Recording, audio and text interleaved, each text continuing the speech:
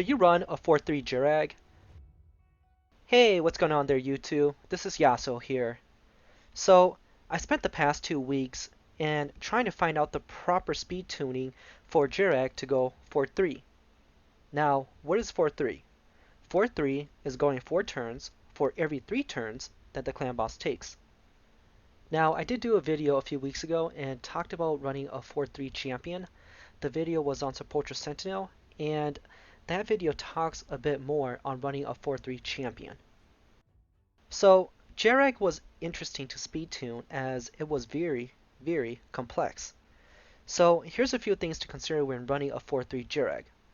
The first one is that you don't want Jarek as your lead if you don't currently run a champion on your team that can block the stun or remove it. With Jarek as your lead, he will most likely be the target of the stun attack, and this makes you lose out on the 4-turn cooldown from his A2. So running a 4-3 on Jarek doesn't make sense if you make him the leader. But this does mean that you need to run another champion as the lead to tank the stun if you do decide to run a 4-3 Jarek. Second, if you paired a 4-3 Jarek with a counterattack champion, then he messes up the counterattack rotation if you don't properly speed tune the champions. Here's why. Let's look at a typical rotation. The champion with decreased defense or weaken debuff normally goes first. When this champion goes first, it allows the rest of your champion to hit harder. Then your next champion is your decreased attack that goes next, because you want this debuff to be placed on a clan boss as soon as possible. And then after, it's your poisoner or your damager, and then you can have a flex in there. It could be other debuffs or other damagers. And after that, it's your champion with your counterattack buff, and these champions are typically the last to go in a rotation. So here's why speed tuning is so important against the clan boss, and let's use this image for an example. So you want Jarek to put up his A2 in order to tank the clan boss's second AoE. If your counterattack moves last in the rotation, like it does in most teams, then when Jarek uses his A2 before the counterattack, then it makes your counterattack lose ally protection before the stun, which means that your counterattack will be the target of the stun. When Jarek puts up his A2, it's a 2-turn ally protection and increased defense. So here's turn 1, and here's turn 2, and then the counterattack loses the buff and becomes the target. So to make Jarek work, you need him to move after the counterattack champion during the second AoE. He will lose the counterattack buff, but he tanks the second AoE and he helps absorb damage done to your lead or whoever it is that is tanking the stun attack. And that's typically what you want him to do when he's going 4-3. However, if you're also running a Grizzle Jarl or someone who can block the stun or remove it, then you can run any versions of a 4-3 Jareg. So let's look at this battle here and see the rotation of Jareg going 4-3 in the proper speed tune team. For this team, what I'm doing is that I'm putting up the HP burn, I'm putting up Rosin's A2, which is decreased defense and weaken, and I'm putting up the poison sensitivity so that I can start stacking poisons. And Skullcrusher will be putting up the ally protection and counterattack buffs.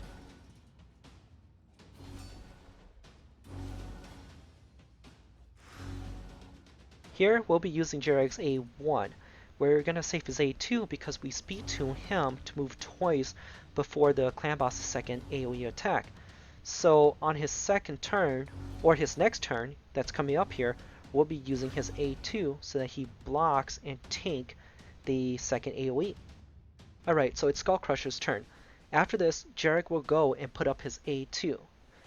It is so important to tune this team the way it is because if Jarek did go before Skullcrusher here, then Skullcrusher will lose out the buffs before the clan boss's stun attack, and he'll be the target, which will mess up the entire rotation. So there, Jarek tanked the second AoE, and once the clan boss's stun attack comes, he'll target Bulwark, and the ally protection that Jarek put up will also help absorb that hit, which keeps Bulwark alive much longer.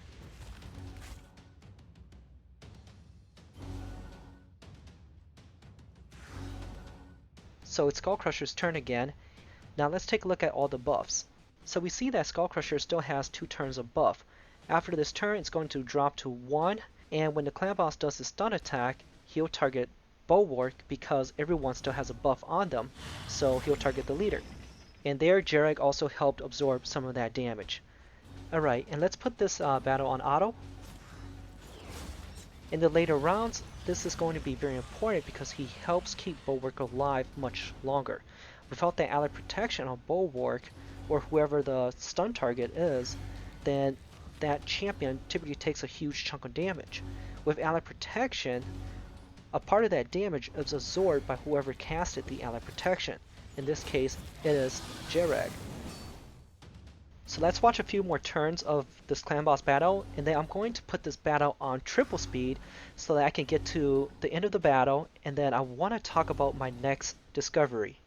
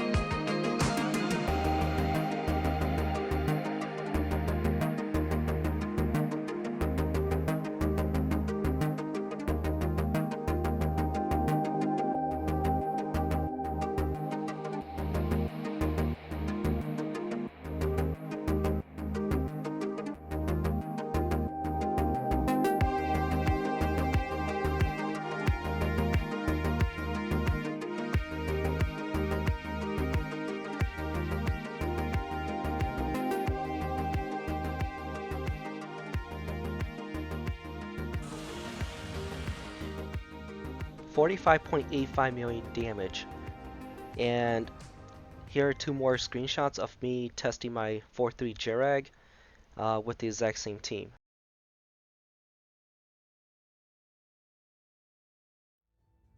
And here are my stats for the entire team. Keep this in mind though, my champions do have endgame gears on. And to be able to one-key the top chest and nightmare clan boss, you do need proper gears for it. So what I'm always looking for in stats is to try to get my speed between 171 and 189, with the exception of my 4-3 Jareg. That allows my counterattack rotation to work properly.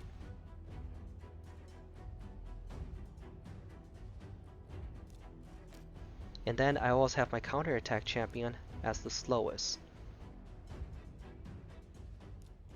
Now, I was doing a account takeover and was trying to run a 4-3 Jarek on there too because of my success with the previous team I worked on.